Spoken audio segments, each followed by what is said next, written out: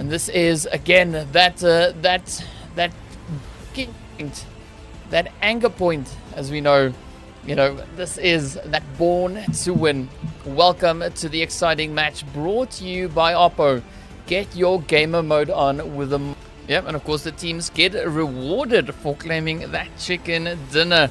Regardless of how many they find, they of course get that lovely $965 per chicken dinner. So that is definitely something to go for. But as you said, it's definitely going to be quite interesting to see how these teams go. And we have that zone now also shifting up into that far north. So already this match is starting off very, very challenging as the teams, particularly the ones down in the south. You know, that being the players from Real Tiger 9, Rico Infinity. All those teams will have to find a way in at next zone that is so far up. I'm definitely looking forward to those rotations. Oh, I definitely am too. I mean, we know that some of these teams might make a huge rotation around to try and find themselves in, or if they go straight in, we might end up seeing some explosive fighting happening on rotations. We've definitely seen a lot of that before. It probably going ahead and continue, but as of right now, it should be peaceful, hopefully, for at least the first few minutes of this game, because it is looting phase. Yep, and looting phase is sometimes it's sometimes interrupted by one or two engagements, as you know, teams are just exploring the region, you know, just trying to get into those interesting positions. But now, I mean, we got the players here from Hotline. They've dropped down in towards Gatka, also slightly on the side there of Everest. So it's going to be interesting to see just exactly where the players here from Hotline are going to be trying to rotate into, depending on where the zone goes. Are they going to stay on the side here of Everest? Will they just hang around, stay here for as long as they can? But because this is not too much of a change from where we usually see them dropping. They normally drop in towards Gatka or Pubg, depending, of course, on where that flight path is. So definitely going to be interesting to see what they do. Now we jump over into the players here from the zombies. And also for them, they usually move into like a lumber mill kind of multi-power positioning. But now we see them all the way up in that far northern reaches. I'm interested to see what zombies are going to go on ahead and pull out of these next 3 days of the Super Weekend. Because, I mean, I already mentioned they could go on ahead and jump Falcons, but guns as well. We went on ahead and touched on them and their stats. Guns, they're a little bit more consistent, just a tiny bit more consistent than zombies. So potentially zombies could go on ahead and get displaced with their second place, or even continue to have that spot if guns goes on ahead and jumps them and grabs that first. So there are a few teams obviously happy that Falcons aren't in here, but still a lot of few teams directly behind them that they need to actually look out for. Yeah, and speaking about teams that we're going to be looking out for, well, that they're going to be looking out for, is the team from Yala. You know, I'm really hoping to see that strong play coming in from Yala. We've seen now from the league play that they are really capable of performing exceptionally well. But now, waiting to see just whether or not they'll be able to translate into the Super Weekend, and they'll be able to bring in that momentum, bring in that consistency, and give us that gameplay that we know them for. So many teams still in this. I mean, there's 16 teams in this lobby. Anything can happen.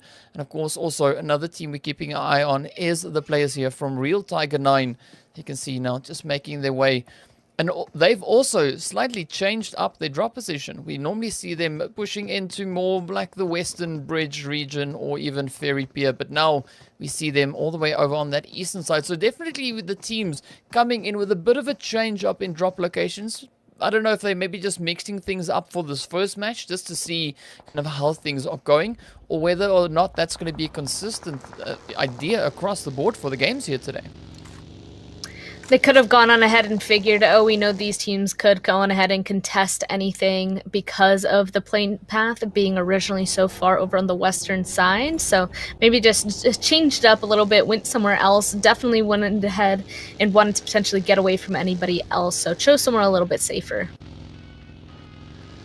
Of course, now we see the players here from Fnatic also. They're just making their way through, just exploring the region a little bit, just trying to see if they can find any players in the vicinity.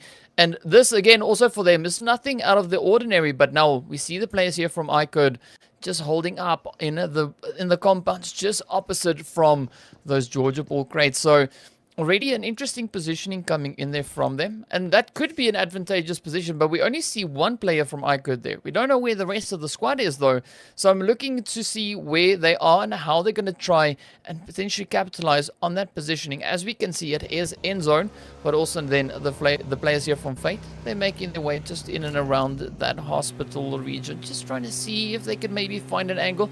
It is on the edge of the zone. So not the most aggressive position for them to take, occupation of, but we see several teams rotating past them. So it could maybe be a spot that pays off for them. Yeah, maybe they're just taking it a little bit slow. I mean, it's the first game inside the Super Weekend. They don't want to go ahead and make some huge rotation in the center of everybody, so they're just going to chill out by hospital, at least for now, at least until the second zone shows itself, because as of right now, Phase 1 is so big up on this northern side that second zone could potentially go anywhere. And I mean, while there is a slight disadvantage starting off super far away, especially in the edge where hospital is compared to where Phase 1 is, they could potentially go ahead and make that a little bit of a later rotation for Phase 2, come in potentially in some fights, or just overall not getting into an early fight. I think that's definitely the goal for them right now. Interesting position that we saw with the teams on that map, but of course now the players here from Rico Infinity still fairly close over towards Ruins, slowly but surely making their way in the direction of the zone. And we see that idea kind of being a general decision across the board for most of these teams. A lot of teams pushing up further and further into especially this, into this mountainous region on the side here of Georgia Ball Crate. So it's going to be interesting to see just who we'll have moving up on towards Everest, as of course the players here from Rico Infinity are getting pretty close towards Yala and the other teams we have just up ahead. Luckily, it does look like they're going to be able to stop up and start scoping on in. It looks like they are scouting, spotting out iCurd actually holding the compound from the bridge, so they will have to be a little bit cautious if they decide to choose that. Maybe we'll see them going for a little bit of a different rotation now that they've realized that they'll have company if they go this way. Especially, Rowan actually jumping right on out where they were scoping in on that car.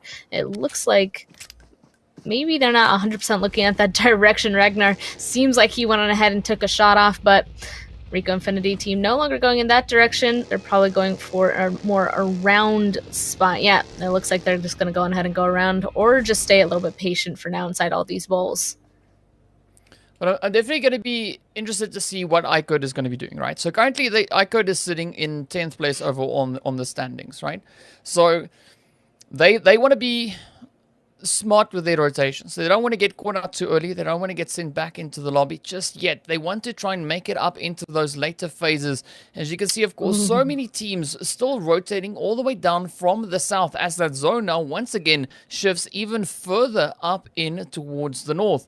Now we're starting to run out of a little bit of playable area as we got such a big section of that zone already being in the water. That looks to be about like a third of the zone is just water, unplayable area where the teams can't really go into. They can of course use the boats and just hide out in the water, but if they want those points, they need to be on the mainland. And now is where we see it starting to get really congested as all these teams are trying to find a decent position to move on into. And of course, one of those teams being the players here from the Fnatic Zombies as they now take up position just on the edge of that bridge. iCode slowly starting to rotate out, but now RTG also just up ahead of them. So many teams rotating up in the same direction.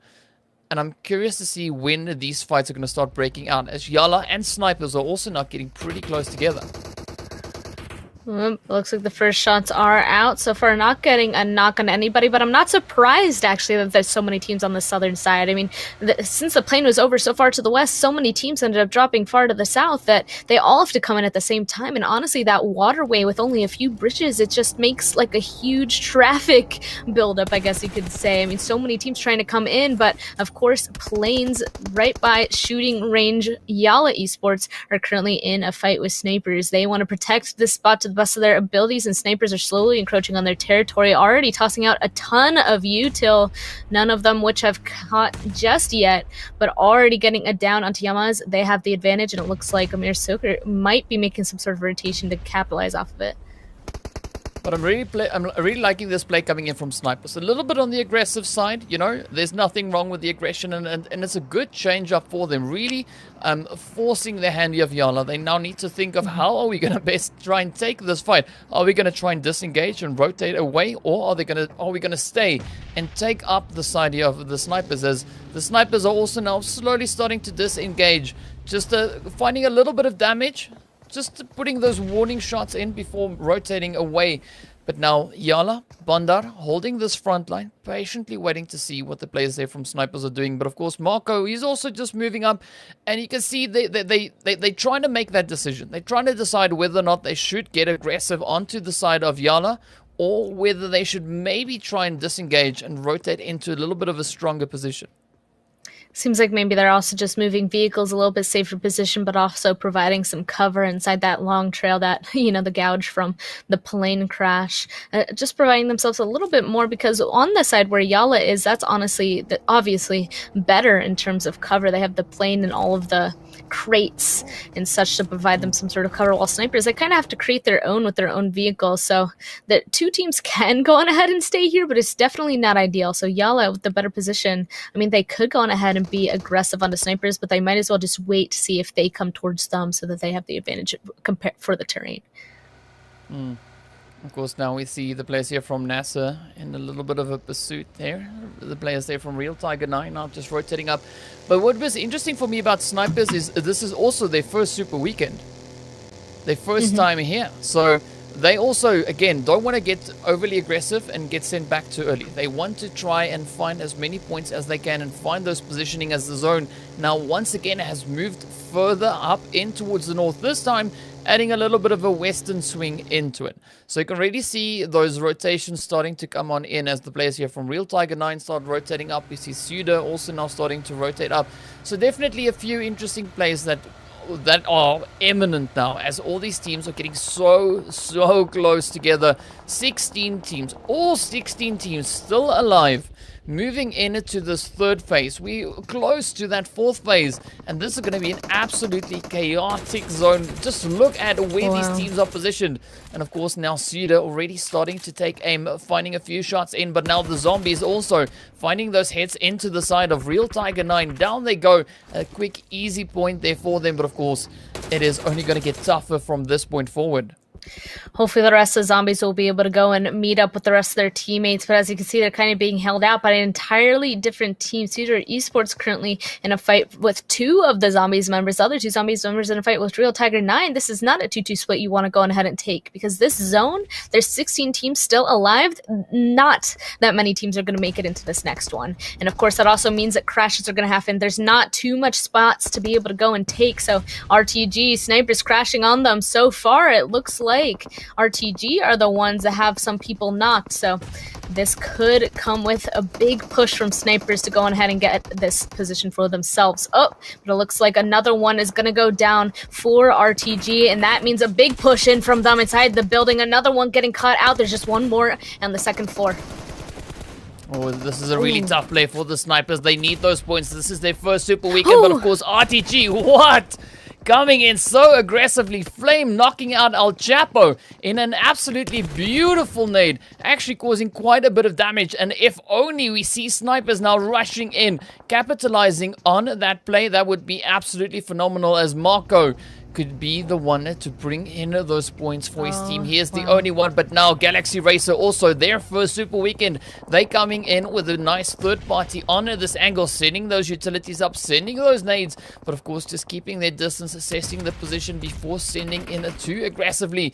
But now RTG responding with a few nades of their very own, trying to smoke things up, just trying to keep the players from Galaxy to gain entry into this compound. But this is kind of a saving grace for the time being for Marco, as he is able to stay pretty safe up on the top, on that top floor, just trying to recover a little bit of health, waiting to see how the fight will of course then unfold just outside. As you can see, here we go. Oh, down goes the snipers, but RTG and Galaxy Racer now starting that fight. Quite a few hits coming in from the side there of Galaxy Racer, and they get a clean squad wipe on the side of RTG. Absolutely phenomenal push coming in from Galaxy Racer. But now it is not over just yet. We jump into the site, and the players from Alpha Legends exchanging a few utilities up in the north. A few shots now still flying back and forth. As you can see, Chaos just quickly popping up, finding that shot into Abu.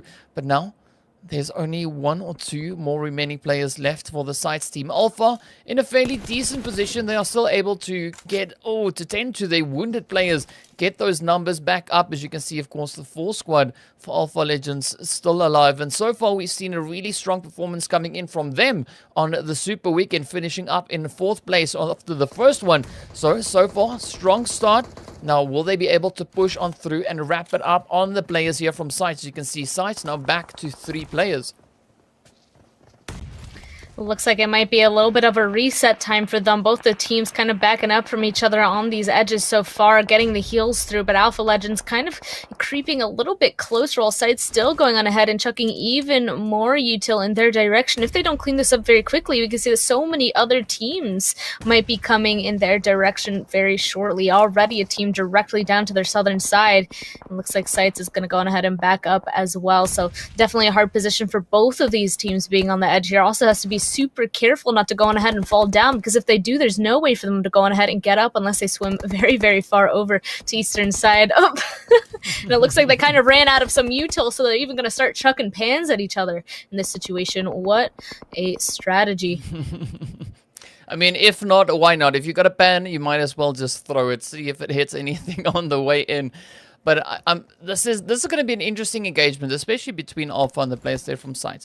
I mean, both these teams, they have played in Super Weekends before. Now, this is nothing new to them. They're right here in the mix. But the sites taking a little bit more of a passive approach, trying to hold on to this phase as long as they can. They don't want to overextend. They don't want to overexpose themselves.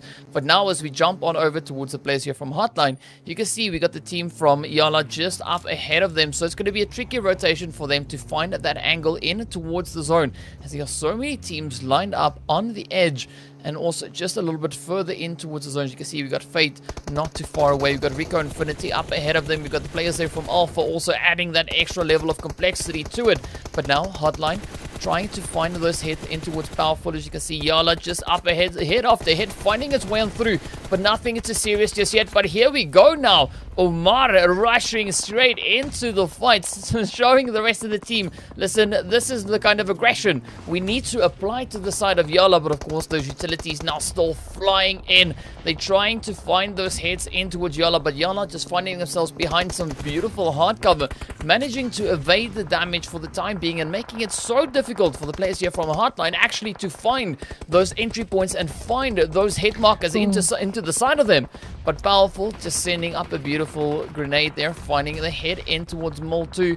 Now, this is where are pretty hairy, pretty tough. Yala, Hotline, they're getting forced, they're getting pushed forward as that zone moves on in. Ida steps up by them. Molto still holding up there for the side of Hotline. But this is a really hairy fight for them, and that zone out is moving away. So now they need to try and get on in. But here we go. Teams starting to drop left, right, and center as well. That is kind of expected looking at how insane the zone is. I actually really like that their strategy trying to get inside this zone, but Alpha Legends looks like they kind of disengaged away from the fight that they were taking, now trying to get involved from afar as well, from that northern side. They spotted out some of the members from Yala Hotline trying to put some shots towards them, but I honestly really like the strategy that Hotline was using to get where they are now. They're tossing a bunch of smokes, driving closer, trying to go on ahead and crash into them. Unfortunately, there's only one left, and I think those last few sprays coming in from the people on the north means that Hotline Esports are actually going to be eliminated, so probably helping out Yala a lot in that situation. Another team, Rico Infinity team, also going to go on ahead and find themselves eliminated. That means we have 10 still alive, the zone even smaller, and still pulling up towards this edge on this northern side. Everybody's going to have to figure out a way to get onto the coast. Man, this is going to be such a tough one. And of course, now Fate right there on that western side, trying to keep up this front line, trying to find the shots, blowing up the vehicle just to provide that extra layer of cover. But now you can see the team there from Alpha and Yala trying to move on in. But a beautiful grenade getting sent straight into the side there of Fate, as that one was exactly on point. We see Ragnarok, of course, getting knocked out in the process there. Oh, in fact, I think he blew himself up. He's cooking a nade, yeah. That he was cooking a nade already when he got knocked, so... That is unfortunate, but now, I mean, things are really looking tough all across the zone. As you can see the south lighting up there with the players from Galaxy Racer, but Alpha not backing down just yet. They are still trying their hand to the side there of Yala. They're trying to get those shots in. We got Yamaz now, the last remaining player for Yala. Caught in a fairly tough spot. Not a lot of cover to really make much use of, but Alpha starting to spread themselves out, starting to close the gap, applying that pressure once again. They are relentless in their efforts. They want to find it, and of course... Ooh, I mean, they find that beautiful grenade into the side of Yala. So 6 teams now remain to fight it out up in this northern position. And Fate, they have one of their players being knocked out. So it's going to be fairly tricky, as they are now only sitting on a 3-man team. And quite a bit of a challenge for them to secure a good angle in the zone. You can see the entire center of the zone is completely empty, and that's just because of the terrain. All of this is super out in the open that teams need to go on ahead and get towards the edge of the zone to provide themselves some sort of cover. You know, nobody's going to come into the back of you and take shots, so that's their current safe side while they look elsewhere inside the zone. And once again, zone popping actually pulls towards that spot that's majorly empty. That means a lot of these teams are going to have to finish up their fights up on the edge here. One of them being Alpha Legends into the side of Fate. You can see already one of them getting down, trying to go for the res immediately, and Alpha Legends already creeping forward. They need to go ahead, sweep this edge if they're going to hope to get into this next zone safely. So here we go, a bunch of util. Looks like there's only potentially, is there only one member left coming in for Fate? Even more nades continuing to come on in, and I think they're so far away from anybody else inside this zone that Alpha Legends are just going to be able to go on ahead and do this to Fate. Oh, I mean, if you can see, that is now, Lath just getting raised up, but getting knocked right back down as Alpha just finds that vulnerability in the side of them. But of course now Reef once again attempting that nade, but up comes the util, gets the confirm in towards Lath. Alpha now trying to push on up, trying to seal the deal, trying to claim the Fate. Will they be able to get it done? Oh, it is a beautiful retaliation on the side here of Reef, but of course Alpha, they have the numbers advantage. 3 players up against 1. Out comes the molly. Oh, just landing on top of Reef. Down he goes. Beautiful execution there by Alpha, but of course now they need to focus on getting back in towards the zone. As you can see, it is looking pretty tough, pretty tight. Guns, Galaxy Racer, NASA. Oh, they all just spread out, the players there from sides, of course, up in the north. But Galaxy Racer now just trying to secure the southern position.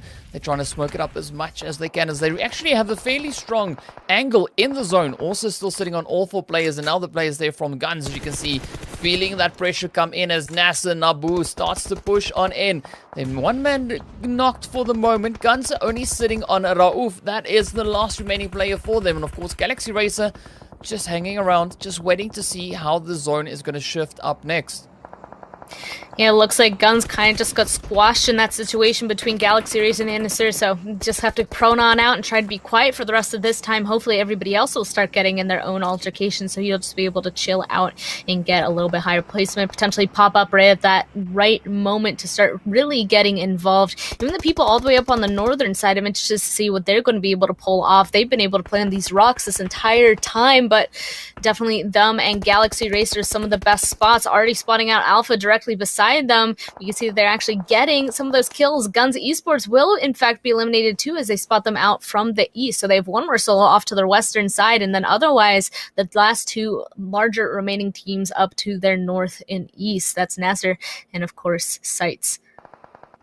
I mean, Alpha being dealt a little bit of a tough hand there, trying to gain entry in towards the zone. As you can see, Chaos now just trying to move on up and down. He goes at the hand of Galaxy Racer. Quick, easy point there. But Galaxy Racer already sitting on 13 kills for this round. 11 knocks, 12 knocks now. I mean, so much damage coming in there on the side of Galaxy Racer. Absolutely phenomenal performance that we've got here for them today.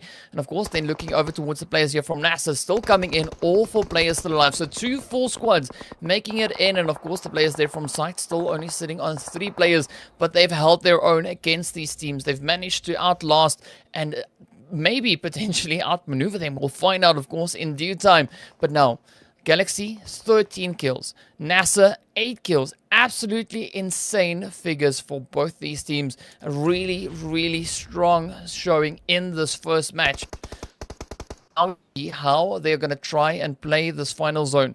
Will we see Sight try and squeeze into that zone? Will they find that positioning? Or will we see NASA and Galaxy Racer just rip it up and put in those shots? Of course, NASA now trying to reposition themselves. Those shots already flying over towards Razura. As you can see there, Miracle getting that first knock in. And there we go. The players now from sites turning the tables, putting a shot in towards Naboo. So NASA now on the difficult side there. They now need to try and squeeze on in, as Ghost is the only remaining player here for sites. So he's got a lot of pressure on his shoulders as there's so many more remaining players, and he now needs to play the best possible game that he can. Yeah, he's currently kind of getting squashed as Galaxy Racer now coming in from the northern side. I mean, southern side, there we go, shooting up to the northern side, catching at least one knock onto Nestor so far. So a little bit of, I mean, it had to have happened. The zone much too small for all these teams to go on ahead and actually stay here in this open land. Also, this is the last final fight. It looks like Nestor Esports are actually going to be eliminated before Sights, and that last nade is going to go